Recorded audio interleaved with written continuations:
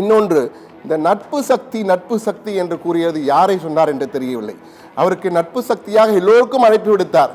இங்கு வருவோருக்கு ஆட்சியில் பங்கு, அதிகாரத்தில் பங்கு என்று எல்லாமே சொன்னார். ஆனால் இதுவரை ஒரு சில கட்சிகள், சிறு சிறு கட்சிகளை தவிர பெரிய கட்சிகள் எதுவுமே விஜயிடம் எதுவும் போகவில்லை. அந்த நட்பு சக்தி என்று கூறியது ஒருவேளை காங்கிரஸாக இருக்கலாம்.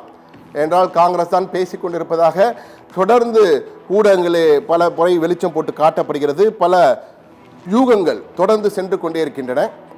அந்த நட்பு சக்தி இல்லாவிட்டாலும் என்று ஒரு பிடி வைத்து தான் பேசினார். நட்பு சக்தி இல்லாவிட்டாலும் தனித்து போட்டி என்றார். இல்லாவிட்டாலும், இல்லை என்று சொல்லவில்லை, இல்லாவிட்டாலும் தனித்து போட்டி. அப்படி என்றால் பேச்சு தொடர்ந்து நடைபெறுகிறது. காங்கிரசுடன் விஜய் பேசிக்கொண்டிருக்கிறோம் என்பதை சொல்லாமல் சொல்லியிருக்கிறார் என்றும் நாம் புரிந்து கொள்ளலாம். என்றால் இன்று தெளிவாக பேசினார். கூட்டு இல்லாவிட்டாலும் 234 தொகுதிகளும் தனித்து போட்டியிடக்கூடிய சக்தி தாவேகாவிற்கு இருக்கிறது என்றார். சொல்லுகின்ற விஜய் நட்பு சக்தி இல்லாவிட்டாலும், இல்லை என்று சொல்லவில்லை, நட்பு சக்தி இல்லை, நாங்கள் தனித்துதான் போட்டி என்று டிக்ளேர் செய்யவில்லை. எனவே அவர் காங்கிரசுடன் ஒரு மறைமுகமாக பேச்சு நடந்து கொண்டிருக்கிறது என்றை சொல்லாமல் சொல்லியிருக்கிறார். எனவே என்ன நடக்கும் என்பதை நாம் போக போக தான் பார்க்க வேண்டும். ஆனால் தனித்து களமிறங்க தயாராக இருங்கள். விசில் அடித்து விட்டேன், நாளை முதல் ஆட்டம் ஆரம்பம், 234 தொகுதிகளும் உங்கள் களப்பணிகளை தொடங்குங்கள் என்றால் நீங்கள் எல்லாம் ஒவ்வொருவரும் வேலுநாச்சியார், நீங்கள் எல்லாம் ஒவ்வொருவரும் சின்ன மருது, நீங்கள் ஒவ்வொருவரும் பெரிய மருது. எனவே களமிறங்கி வெற்றி சூடுங்கள், வாகை சூடுங்கள் என்ற வகையிலே தொண்டர்களை இன்று உற்சாகப்படுத்தும் வகையிலே அவர் தன்னுடைய பேச்சினை பேசியிருக்கிறார். அது மட்டுமல்ல, வேட்பாளர் தேர்வு குறித்தும் இன்று பேசினார். வேட்பாளர் தேர்வு குறித்து பேசும்பொழுது ஏதோ அனைவருமே 234 தொகுதியிலும் விஜய் களத்தில் இருக்கிறார், விஜயே களமிறங்கி வாக்கு கேட்கப் போகிறார், களமாடப் போகிறார், தேர்தலில் நிற்கப் போகிறார், வெற்றி பெறப் போகிறார் என்ற வகையிலே விஜய் விஜய் விஜய் என்று தன்னுடைய பெயரை, ஆளுமையை முன்னிலைப்படுத்துவதிலே விஜய் மிக தெளிவாக இருந்தார். அது மட்டுமல்ல, இன்று விஜய் பேசிக் கொண்டிருக்கும் பொழுதே நடுவிலே கூட்டத்திலே பேசிக்கொண்டார். இதுவரை பல கூட்டங்களை நம்முடைய அனுபவங்களில் பார்த்திருப்போம், நீங்களும் பார்த்திருப்பீர்கள், நானும் பார்த்திருக்கிறேன்.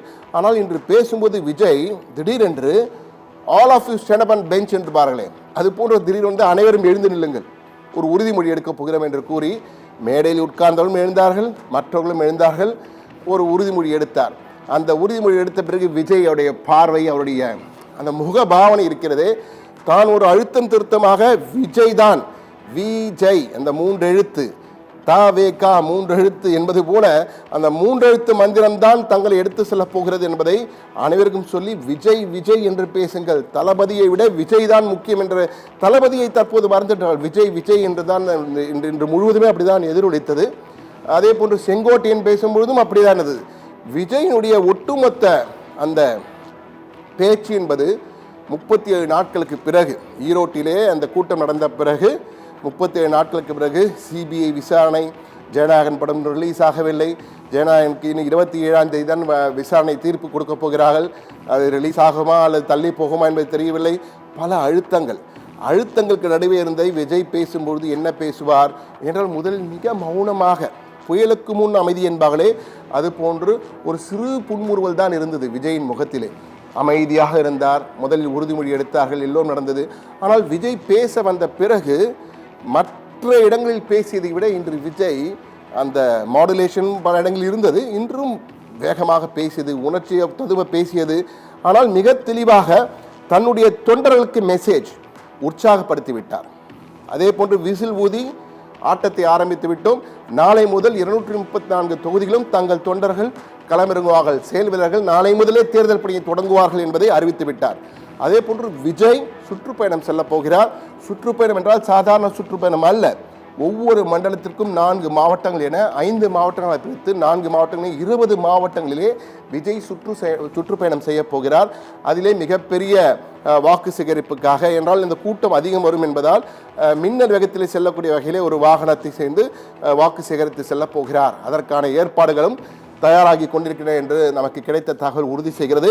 எனவே விஜய் ஒட்டுமொத்தமாக இன்று கிளியர் கட் மெசேஜ், விஜயின் இன்றைய பேச்சிலே டாப் 10 ஹைலைட்ஸ் என்பதை பார்த்து கொண்டிருக்கிறோம். தற்போது முழுமையாக பார்க்கலாம். விஜய் பேசியதிலே டாப் 10 ஹைலைட்ஸ் என்னவென்று முழுமையாக வந்திருக்கிறது. அது ஒன்றன் பின் ஒன்றாக பார்க்கலாம். முதலில் விஜய் நட்பு சக்தி இல்லாவிட்டாலும் தேர்தலில் தனியாக நின்று ஜெயிப்போம். முதல் பாயிண்ட். இது மிக முக்கியமானது. அரசியல் கட்சிகள் என்றால் பல குழப்பங்கள் இன்னும் கூட்டணி முடிவாகாமல் இருப்பதால் இது முக்கியமான அறிவிப்பாக பார்க்கலாம். அடுத்து இரண்டாவது புள்ளியை பார்க்கலாம். விஜய் பேசிய டாப் 10 இரண்டாவது, தாவேகா ஆட்சிக்கு வந்த பிறகு ஊழல் செய்ய மாட்டேன், செய்யவும் விட மாட்டேன். இதுதான் மிகப்பெரிய ஒரு சவால், $1 பில்லியன் சவால் என்பார்கள். அது போன்ற ஒரு சவால் விஜய்க்கு. மூன்றாவது புள்ளி, அவருடைய டாப் ஹைலைட்ஸிலே இன்று மூன்றாவது புள்ளி, எவ்வளவு சூழ்ச்சி அழுத்தம் கொடுத்தாலும் அடங்கி போக மாட்டேன், அடங்கி போவர்கள் அல்ல தாவேகாவினர் என்ற வகையிலே ஆக்ரோஷமாக இன்று விஜய் அந்த பதிவினை எடுத்து வைத்தார். எனவே யாருடைய மிரட்டலுக்கும் அடிபணிய மாட்டேன், எனக்கு அழுத்தம் இருக்கிறது ஆனால் அடிபணிய மாட்டேன் என விஜய் இன்று சூளுரைத்திருக்கிறார். இன்றைய கூட்டத்தில் சூளுரையாகவே கொடுத்திருந்தார். அதை நான்காவது புள்ளி. நான்காவது புள்ளியிலே திமுக அதிமுகவுக்கு மாற்றி மாற்றி வாக்களித்த மக்கள் அவர்கள்தான் அழுத்தத்தில் இருக்கிறார்கள். இருவருமே மாற்றி மாற்றி வாக்களித்து தங்களுக்கு எதுவும் நடக்கவில்லை என அழுத்தத்திலே மக்கள் இருந்திருக்கிறார்கள். இது கடந்த ஆண்டு வரை விஜயம் இருந்தார், தற்பொழுது அவர் வெளியே வந்துவிட்டார். அழுத்தத்தை மீட்பதற்காக வந்திருக்கிறார். அவர் என்ன செய்ய போகிறார் விஜய் என்பதை பார்க்க வேண்டும். ஐந்தாவது புள்ளி, டாப் 10 ஹைலைட்ஸிலே ஐந்தாவது புள்ளி, வேஷம் கலைந்தது தெரியக்கூடாது என்பதற்காக கலர் கலராக அறிவிப்புகளை வெளியிடும் திமுக அதிமுக என்று குறிப்பிட்டிருக்கிறார். அவர்கள் தேர்தல் வாக்குறுதிகளை கொடுக்க ஆரம்பித்து விட்டார்கள் இதுவருமே. எனவே அதை தான் குறிப்பிட்டார். ஆனால் திமுக இன்னும் முழுமையான தேர்தல் அறிக்கையெல்லாம் வெளியிடவில்லை. இவர்கள் தான் முதற்கட்ட அறிக்கையாக 5 முக்கிய அறிவிப்புகளை வெளியிட்டிருக்கிறது. எனவே விஜய் என்ன அறிவிக்கப் போகிறார்? இவர்களை குறை சொல்லும் விஜய் என்ன சொல்ல போகிறார்? சீமான் போன்று பேச போகிறாரா, அல்லது ஏதாவது முக்கியமான திட்டங்களை இலவசங்கள் இல்லாமல் விலையில்லா என்று சொல்ல போகிறாரா என்று பார்க்க வேண்டும். அடுத்ததாக ஆறாவது புள்ளி, டாப் 10 ஹைலைட்ஸில் ஆறாவது புள்ளி, யாருக்காகவும் எதற்காகவும் அரசியலில் சமரசம் செய்ய மாட்டோம். சமரசம் இல்லை, எங்கள் நேரடியாக களமிறங்கி எதிரெதிர் சமர்தான் என்று தெரிவித்திருக்கிறார். யாருக்காகவும் எதற்காகவும் அரசியலில் சமரசம் செய்ய மாட்டோம் என்ற வகையிலே ஒரு முக்கிய, இதுவும் ஒரு மறைமுகமாக தங்களுக்கு அழுத்தம் கொடுப்போருக்கு கொடுத்த ஒரு எச்சரிக்கை, ஒரு வார்னிங் பெல் என்று எடுத்துக்கொள்ளலாம். அடுத்ததாக ஏழாவதான டாப் ஹைலைட்ஸில் ஏழாவது புள்ளி மிக முக்கியமானது. இதில் என்ன சொல்லியிருக்கிறார் என்றால், பாரதிய ஜனதா கட்சியிடம் அதிமுக நேரடியாக சரணடைந்து விட்டது, திமுக மறைமுகமாக சரணடைந்து விட்டது என இருவரும். இந்த ஒரு முறைதான் அவர் பாஜக என்ற பெயரை பயன்படுத்தினார். கொள்கை எதிரியாக இருக்கும் பாஜகவை கடுமையாக சாடுவார் என்று எதிர்பார்க்கப்பட்டது. என்றால் பல முறை அவர் அதை செய்ய மாட்டேன் என்கிற விமர்சனம் அவர் மீது கடுமையாக வைக்கப்பட்டதால் இன்று செயல் வீரர்கள் கூட்டத்தில் நிச்சயமாக அந்த கடும் விமர்சனம் அவரிடம் எதிர்பார்க்கப்பட்டது. ஆனால் இந்த ஒரே ஒரு முறைதான் அவர் பாஜக என்றே பயன்படுத்தினார்.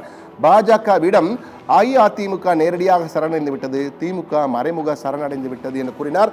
ஆனால் தாவேகா சரணடையாது, ஒருபோதும் அடிபணிய மாட்டோம், எந்த அழுத்தத்திற்கும், எப்படி நேரடியாக இருந்தாலும் சரி மறைமுகமாக அழுத்தம் கொடுத்தாலும் நாங்கள் சரணடைய மாட்டோம் என விஜய் கொக்கரித்தார் என்றுதான் கூற வேண்டும். இந்த உரையிலே கொக்கரிப்போடு இருந்தார். ட்ரம்ப் எப்படி அங்கு பேசுகிறார் அது போன்று விஜய் இன்று பேசினார் என்றுதான் கூற வேண்டும். அடுத்ததாக எட்டாவது புள்ளி, டாப் 10 ஹைலைட்ஸிலே எட்டாவது புள்ளி, தீய சக்தி திமுக என தொடர்ந்து சில கூட்டங்களாக பேசி வந்த விஜய் இன்றைய கூட்டத்திலே இன்றைய செயல் வீரர்கள் கூட்டத்திலே அதிமுகவிற்கு ஊழல் சக்தி என்ற ஒரு புது பெயரை கொடுத்திருக்கிறார். தீய சக்தி திமுக, ஊழல் சக்தி அதிமுக, இனி தமிழ்நாட்டை ஆளவே கூடாது என்ற வகையிலே ஒரு கைதேர்ந்த அரசியல் தலைவராக இன்று அரசியல் பேச்சிலை மிளிர்ந்தார் விஜய் என்றுதான் கூற வேண்டும். ஒன்பதாவது புள்ளியாக அவர் என்ன பேசினார்? இது வெறும் அரசியல் தேர்தல் கிடையாது, ஜனநாயக போர் என்ற டிக்ளரேஷன். இன்று அதுதான் சொன்னேன், இந்த clear cut election message, Vijay கொடுத்த கிளியர் கட் எலெக்ஷன் மெசேஜ், இது அரசியல் தேர்தல் கிடையாது, ஜனநாயக போர், ஜனநாயகமே வீழ்ந்து கிடக்கிறது என்ற வகையில் இது ஜனநாயகத்தை மீட்டெடுப்பதற்கான ஒரு மிகப்பெரிய யுத்தம், ஜனநாயக போர் என்று அறிவித்தார் விஜய். இது மிகப்பெரிய ஒரு ஸ்டேட்மெண்ட். ஜனநாயகத்திற்கு ஏதோ பிரச்சனை இருக்கிறது போல இருக்கு, ஆனால் ஜனநாயகமாக தேர்தல் நடைபெறும் என்ற நம்பிக்கையில் தான் அவர் சொல்லியிருக்கிறார். இது ஜனநாயக போர், இந்த போரில் நாம் வெல்ல வேண்டும். எனவேதான் நீங்கள் ஒவ்வொருவரும் சின்ன மருது, பெரிய மருது, வேலு நாச்சியார் என்ற அனைவரையும் உற்சாகப்படுத்தி ரசிகர்களை களமிறங்க வைத்திருக்கிறார். வேலை செய்ய அவர்களுக்கு ஒரு கேட்டலிஸ்டாக, ஒரு உந்து சக்தியாக இன்றைய பேச்சில் அவர் பேசினார். அதே போன்று 10வது புள்ளி டாப் 10 ஹைலைட்ஸிலே, அதிமுகவுக்கும் திமுகவுக்கும் பூத் என்றால் கள்ள ஓட்டு போடுவதற்கான இடம், கள்ள ஓட்டு போட்டு இவர்கள் ஜெயித்தார்கள் என்றால் இத்தனை ஆண்டுகள் எப்படி ஜெயித்தார்கள், தேர்தல் ஆணையம் என்ன செய்தது, நீதிமன்றங்கள் என்ன செய்தன, மக்களும் பார்த்து கொண்டிருக்கிறார்கள். ஆனால் வெளிப்படையாக இப்படி ஒரு கருத்தினை விஜய் தெரிவித்திருக்கிறார். கள்ள ஓட்டு போட்டு ஜெயிப்பார்கள், கள்ள ஓட்டு மட்டும்தான் போட்டார்கள், ஓட்டிங் பிளேஸே கள்ள ஓட்டு போடும் இடம் என்ற வகையில் பேசுகிறார் விஜய். இது போன்ற சில இடர்கள் இருந்தாலும் ஒட்டுமொத்த பார்வையிலே இன்று விஜய் மிக தெளிவாக கிளியர் கட் எலெக்ஷன் மெசேஜ் 3 விடயங்கள் கொடுக்கிறார். ஒன்று, கூட்டணி இருப்பதற்கான வாய்ப்புகள் குறைவு, தனித்து போட்டி என்ற முடிவில் தான் கிட்டத்தட்ட உறுதியாக தாவேகாவின் தலைவர் விஜய் இருக்கிறார் என்பதை நம்மால் புரிந்து கொள்ள முடிந்தது. நட்பு சக்தி இல்லாவிட்டு நட்பு சக்தி வருவதற்கு வாய்ப்புகள் குறைவு என்பதை அவரே சொல்லியிருக்கிறார். எனவே தனித்து களமிறங்குவதற்கு தாவேகா தயார் என்பதை நம்மால் புரிந்து கொள்ள முடிந்தது. இது அரசியல் கட்சிகளுக்கு. 2, தன்னுடைய தொண்டர்களுக்கு விசில் அடித்து விட்டேன், நாளை முதல் ஆட்டம் ஆரம்பம், இன்னும் 2 மாதங்கள் தான் தேர்தலுக்கு இருக்கிறது, எனவே களமிறங்குங்கள், ஒவ்வொரு வீடாக சென்று விசில் அடித்து வெற்றி விசிலாக மாற்றுங்கள் என்ற வகையில் தெரிவித்திருக்கிறார். 3வது, நம்முள் ஒற்றுமை இல்லாவிட்டால் தோல்விதான் என்பதை தன்னுடைய நிர்வாகிகளுக்கும் தன்னுடைய தொண்டர்களுக்கும் மிக தெளிவாக கூறியிருக்க. குறிப்பாக நிர்வாகிகள் மட்டத்திலே அந்த ஒற்றுமையின்மை தெளிவாக இருக்கிறது என்பதை அறிந்திருக்கிறார், அவருக்கு வந்திருக்கும் என்று நினைக்கிறேன். அதை தான் அவர் சொல்லாமல் சொல்லியிருக்கிறார். தயவு செய்து நீங்கள் ஒற்றுமை இல்லாமல் இருந்தால் நாம் கிளீன் பவுல்ட் ஆகிவிடுவோம், தோற்றுவிடுவோம் என்பதை சொல்லாமல் சொல்லி விஜய் மிக தெளிவாக clear cut message, election clear cut message கொடுத்திருக்கிறார் விஜய் என்றுதான் கூற வேண்டும். எனவே இந்த விஜயின் பேச்சு ஒட்டுமொத்த பார்வையில் பார்த்தீர்கள் எலெக்ஷன் பிரேக்கிங்கிலே விஜயன் கிளியர் கட் மெசேஜ். இன்று விசில் அடித்து தன்னுடைய ஆட்டத்தை தொடங்கிவிட்டார். மீண்டும் ஒருமுறை விஜய் விசில் அடிக்கின்ற காட்சிகளுடன் இந்த சிறப்பு நிகழ்ந்து விடைபெறுகிறோம். அந்த காட்சிகளை பார்த்து கொண்டு இந்த சிறப்பு நிகழ்ந்து விடைபெறுவோம். மீண்டும் ஒரு சிறப்பு நிகழ்ச்சி நிகழ்ச்சியில் சந்திப்போம். நன்றி, வணக்கம்.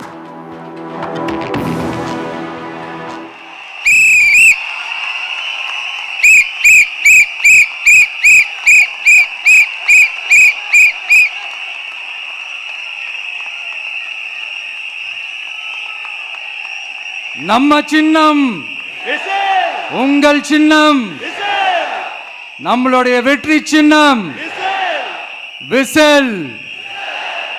கப்பு முக்கியம் பகிலே.